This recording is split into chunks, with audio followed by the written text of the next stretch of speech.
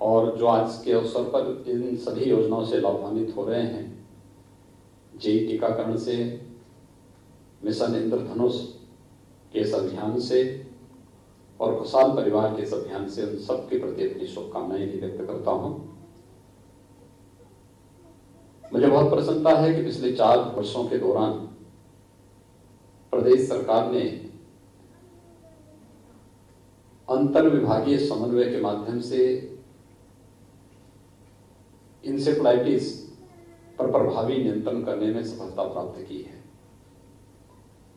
हम सब जानते हैं कि इंसेफ्लाइटिस पिछले 40-42 वर्षों से पूर्वी उत्तर प्रदेश के नौनिहालों को निगल रही थी। अकेले पूर्वी उत्तर प्रदेश के केंद्र बिंदु गोरखपुर के बीआरडी मेडिकल कॉलेज में इस बीमारी से प्रतिवर्ष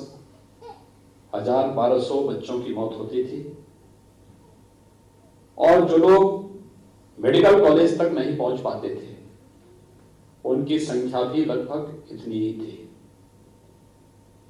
लगभग 40 वर्षों तक मौत का सिलसिला चलता रहा,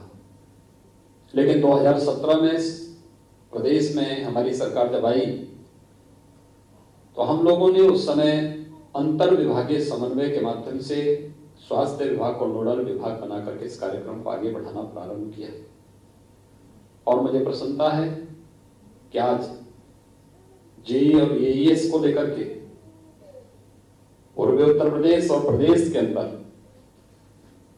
जो विशेष अभियान प्रारंभ हुए, इसके कारण बीमारी पे लगभग 75% और मौत के आंकड़ों को नियंत्रित करने में हम लोगों को 95% सफलता प्राप्त हुई है। मैं इसके लिए स्वास्थ्य विभाग और सभी संबंधित विभाग के साथ ही यूनिसेफ, WHO और अन्य उन सभी संस्थाओं को जिन्होंने हमारे इस मिशन में सहभागी बनकर के इस कार्यक्रम को सफलता की नई ऊंचाइयों तक पहुंचाया है, मैं इसके लिए सबके प्रति हृदय से धन्यवाद देते हुए उन सबका अभिनंदन करता हूं। ये सबसे उपयुक्त समय है जेई टीकाकरण का। मुझे याद है जब हम लोगों ने 2005 में पहली बार जेई टीकाकरण का कार्यक्रम प्रारंभ किया था, तो उस समय चुनौती हमारे सामने यही थी कि टीकाकरण कब होना चाहिए और उस समय भी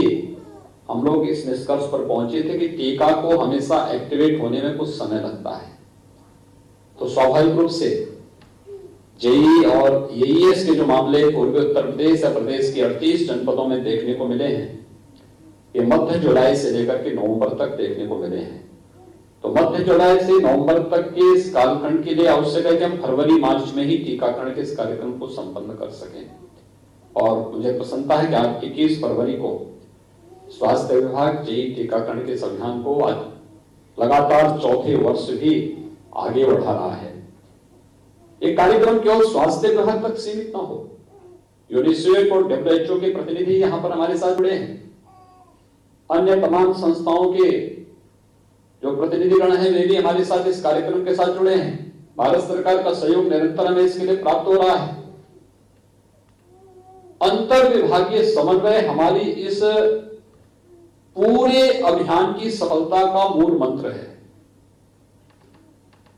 हम सब जानते हैं कि इंसेफ्लाइटिस पे नियंत्रण होना तब संभव हुआ जब स्वच्छ भारत मिशन में आदरणीय प्रधानमंत्री जी के अनुकंपा से खुले में शौच से मुक्ति का एक बृहद अभियान चला। आज उसका परिणाम है स्वच्छ भारत मिशन और उसके साथ ही जल जीवन मिशन के अंतर्गत हर घर नल की योजना को भी सफलतापूर्वक आगे बढ़ाना। नगर क्षेत्र हो या ग्रामीण क्षेत्र,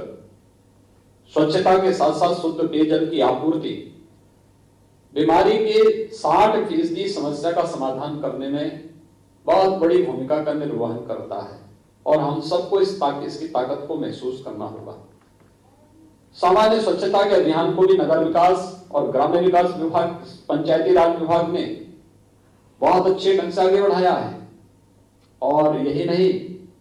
जन जागरूकता के कार्यक्रम में बेसिक शिक्षा परिषद ने, माध्यमिक शिक्षा परिषद ने, बाल विकास और महिला कल्याण विभाग ने, ये हर एक स्तर पर जो बृहद अभियान चले हैं, आज उसका परिणाम हम सबके सामने है। अंतर विभागीय समन्वय की इस ताकत को हम सबको समझना पड़ेगा और उसको उसी रूप में आगे बढ़ाते हुए हमें जापानी इंसेफ्लाइटिस और एक्यूट इंसेफ्लाइटिस सिंड्रोम को पूरी तरह प्रदेश से समाप्त करके दिखाना है कि हम लोग बिना किसी अतिरिक्त खर्चे के कन्वर्जेंस के माध्यम से बेहतरीन प्रदर्शन करके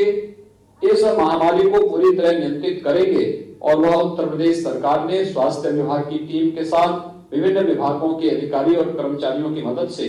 करने में लगभग 95% तक इसमें सफलता प्राप्त की है। जो शेष 5% है, उस 5% के लक्ष्य को इस वर्ष हम पूरा कर सकें, इस दृष्टि से आज का यह अभियान यहाँ पे प्रारंभ हो रहा है। मैं इस अभियान के प्रति सबसे पहले अपनी शुभकामनाएं देता हूं और विभाग को इस सफलता के लिए